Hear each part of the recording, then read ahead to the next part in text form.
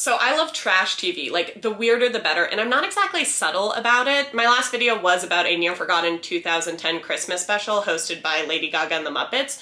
So here's the thing, in 2019 I stumbled onto what might be my favorite trash reality show, and I talk about it so much that it's somehow kind of become part of my brand. After I told my friends that I wanted to start making YouTube videos, 3 different people asked if I was going to do one on Disney Fairytale weddings, and I am nothing if not a people pleaser. So welcome, here's everything you need to know about Disney Fairytale weddings. Every wedding day is a dream come true. This is really happening. This is for us. But how about a wedding at Disney? I just need you to push that button. I'm sorry, Sleeping Beauty. Today, it's my castle. I love the show so much that when I first watched it with my friend Wallace, we made a joke that she was gonna show up to my wedding dressed as Goofy. I wasn't engaged at the time, but since then I've got engaged and then married, and she didn't do it, and I'm still kind of disappointed, but I think I'm getting ahead of myself. So there are 2 seasons and 2 specials, really 3, but more on that later, under the Disney Fairytale Weddings brand. The specials and show follow couples that choose to get married and engaged at Disney property through the Disney's Fairytale Weddings and Honeymoons brand. They have super similar names, obviously, but one is a TV show and one is a service offered by theme parks to help you plan weddings on Disney property. These 2 things are obviously very interconnected, and both of them are really important for understanding the show.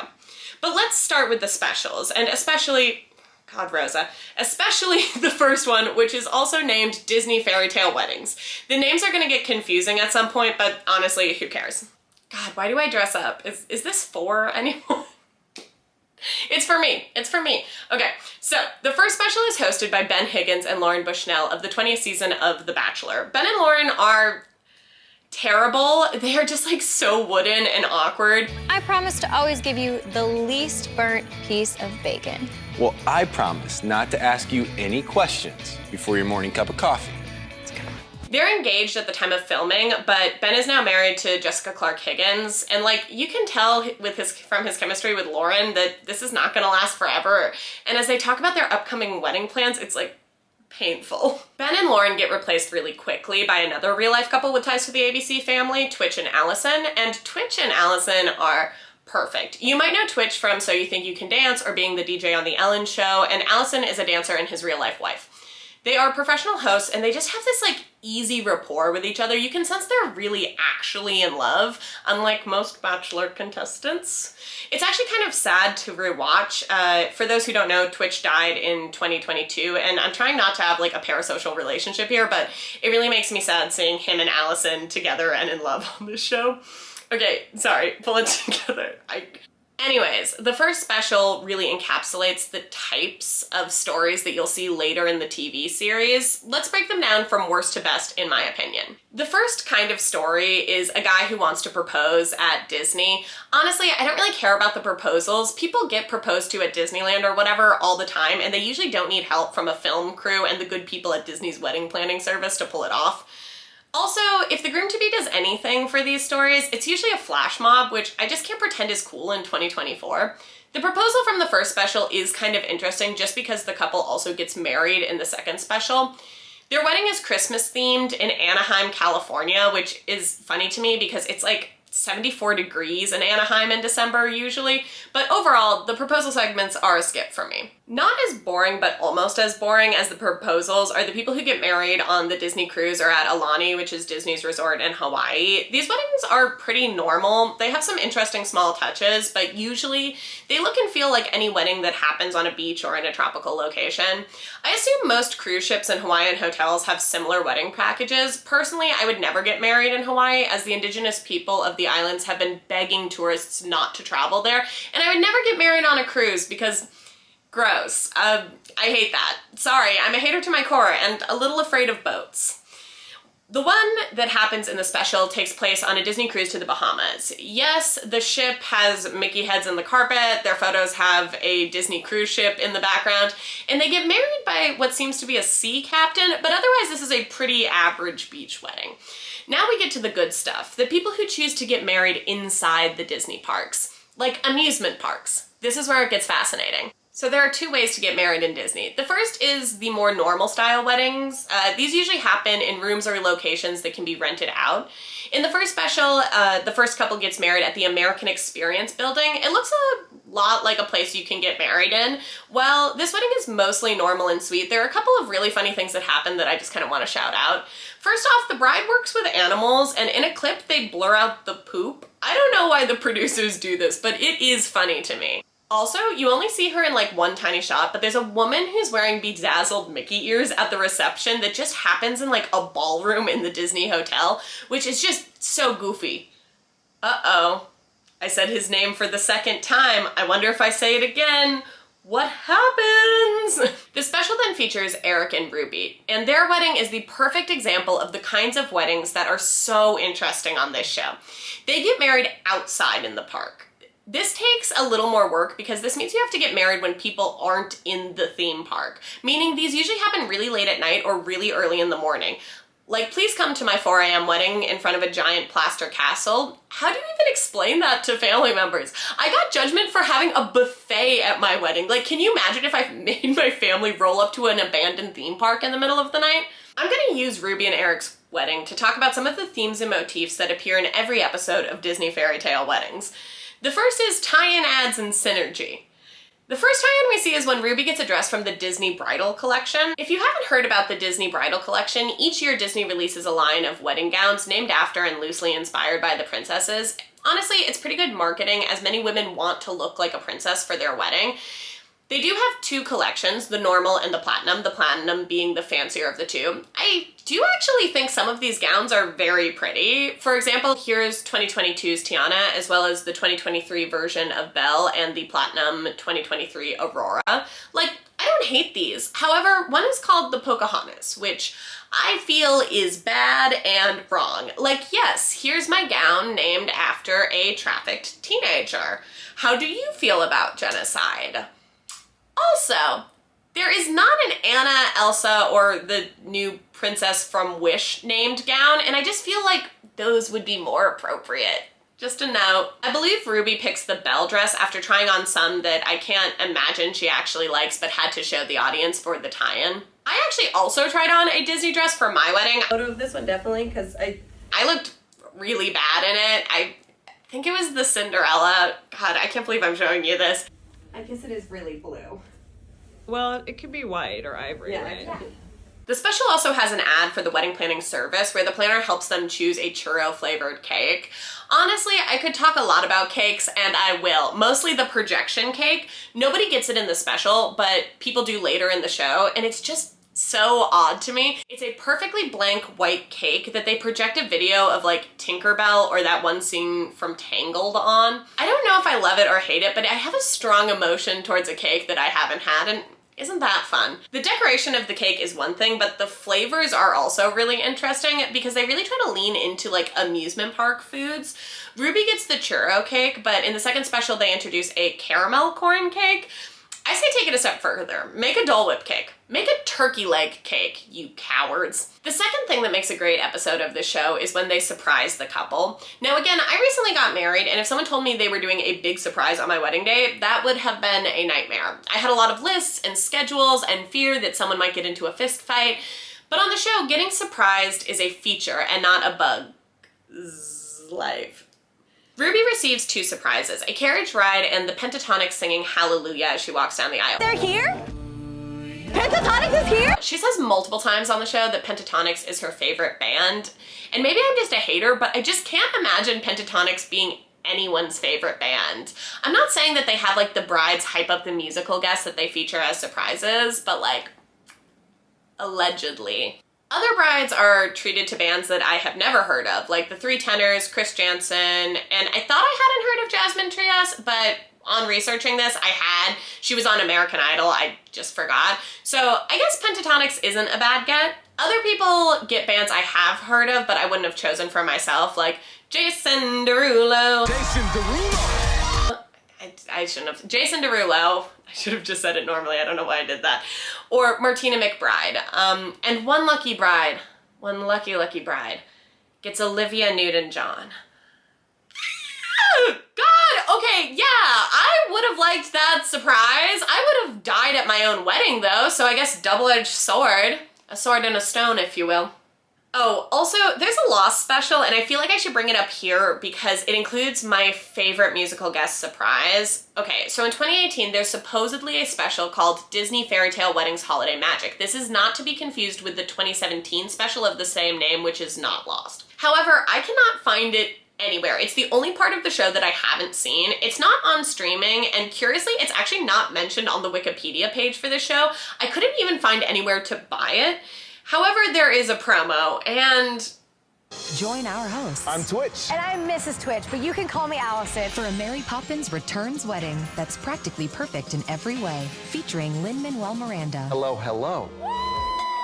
did you catch that? A pre-recorded message from Lin-Manuel Miranda. Did they play it at the wedding, or did they just like show it after the fact? This one feels close to home as well because one of my own friends surprised me with a cameo from character actor Eric Roberts for my wedding. So like, same thing. Hello, Rosa and Sam. Eric Roberts here. If you hear funny noises, it's because I'm getting a new roof and they're loud.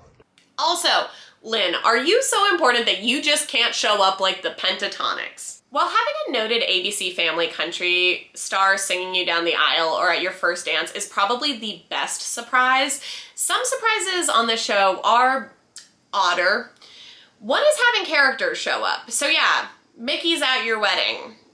Did I ruin that surprise earlier when I mentioned my friend and I's inside joke? All the best episodes have one of the weird wedding surprises though, and they're just fun and good TV. I'm gonna break down some of my favorites in a moment, but we need to talk about the third thing all the best episodes have. The third thing is just Disney adult wackiness. Eric and Ruby seem like a nice couple, and I don't want to dogpile on them, but at one point Ruby does say, "To me, Disney is love."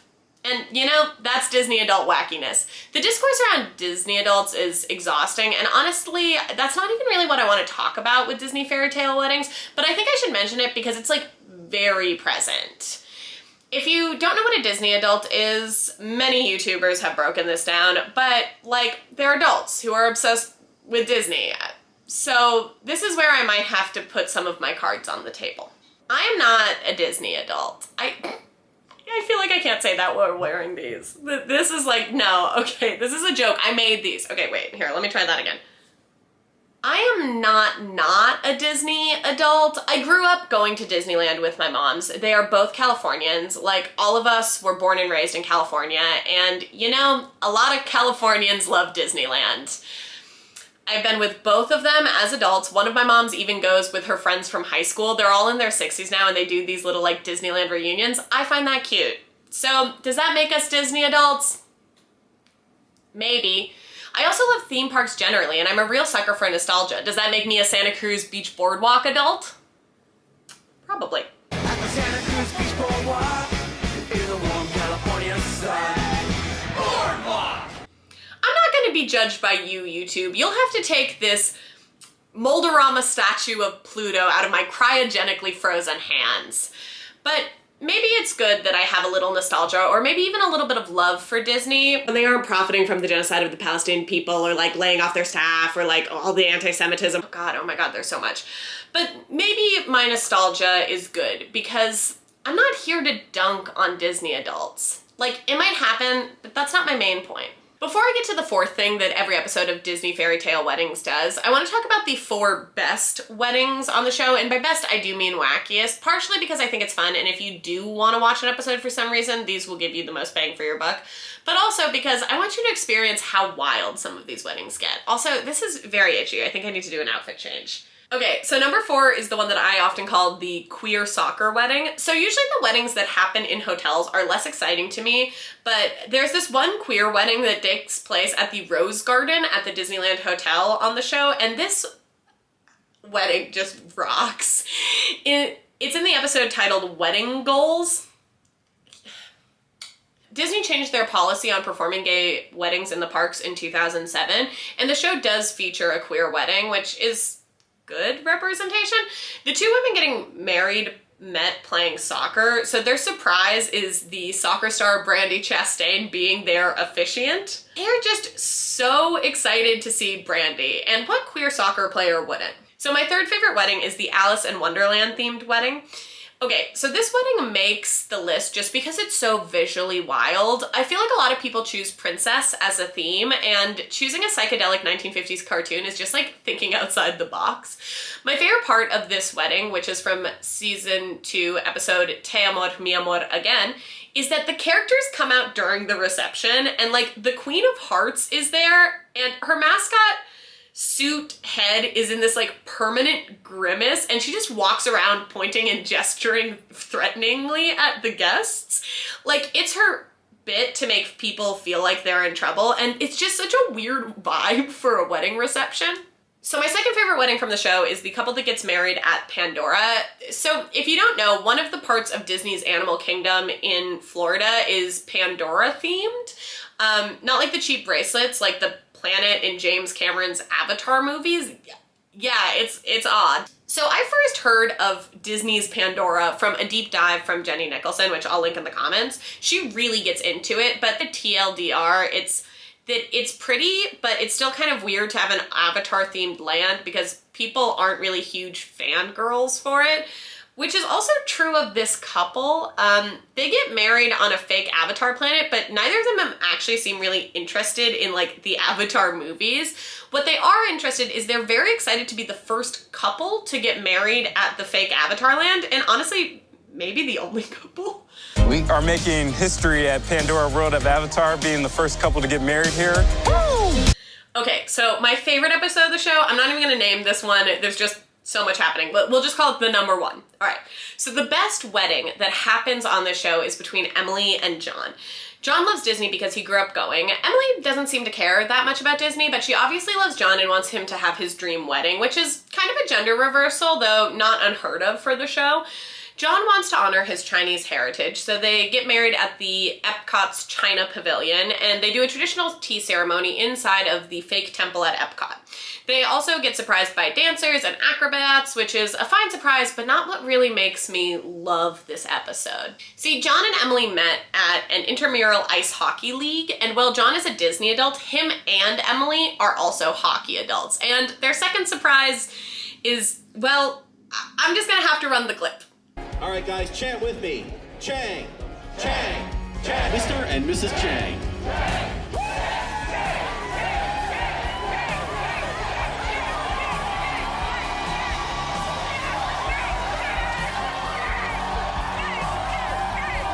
I'm shocked, speechless. This Cinnamon Cup is at the Chang wedding. This was the best surprise ever. I mean, wow, this is insane! Yeah, the Stanley Cup comes to their wedding, and they are so excited. Perfect, no notes, it's great. Okay, sorry, I'll get back to meta commentary. The fourth thing this show always does is human interest stories. This is where the tears come in for me. In true Disney fashion, this show loves to pull on the heartstrings with dead parents. That sounds callous, and honestly, maybe it is, but so many of these stories include them. In the first 2 specials, Ruby talks about the loss of her father, and Melanie and Greg, the couple who got engaged in the first special and married in the second special, also talk about how the groom's mother passed. The second special also features a bride losing her grandmother in almost real time, as in one scene of her wedding dress shopping, the grandmother is sick, and by the time her wedding happens, the grandmother has passed. These always makes me cry because it's real. Like, I cry at these all the time. I'm not even ashamed about that. The show uses a lot of different types of human interest stories. For example, Ruby and Eric are a military couple who have been married for 9 years but never got to have a wedding ceremony and are thus renewing their vows. They also have multiple children together. Vow renewals when there was never a ceremony, children, and jobs like army and police are really common on this show. The second special has a groom with a daughter and a cop getting married as well. I am ACAB all the way, but I also understand that I am not the target audience here. I'm sure Susie America with her cop boyfriend and her thin blue line Mickey head bumper sticker is really eating this up. My thoughts on the American police state aside, all of these stories feed into what you could call a human interest element. And this element is important, mainly because of what the show is actually selling, which is kind of the point of this video. Yeah, this is actually where the point comes in. I know we're like, what, 30 minutes in? Oh my god, oh no. Okay, well, this is it. Strap in. This show is weird not because Disney adults are cringe. It's because this show aired on Disney's Freeform and is streamed on Disney Plus, or at least used to be. They took all the episodes off for some reason. Because of that, there's an elephant in the room. I'm sorry, a Dumbo in the room. And it's that this whole show is just kind of an ad. I mentioned that most of the episodes have tie-in ads, but it's more than that. Overall, it's an ad for getting married at Disney. Plus, I would argue it's an ad for, like, the overall Disney brand. Because I would never get married at Disney, but after watching this, would I be more likely to take my mom to Disneyland to ride Pirates of the Caribbean like when I was 6? I don't know, maybe. Because think about it, this show follows people who want to get married at an amusement park.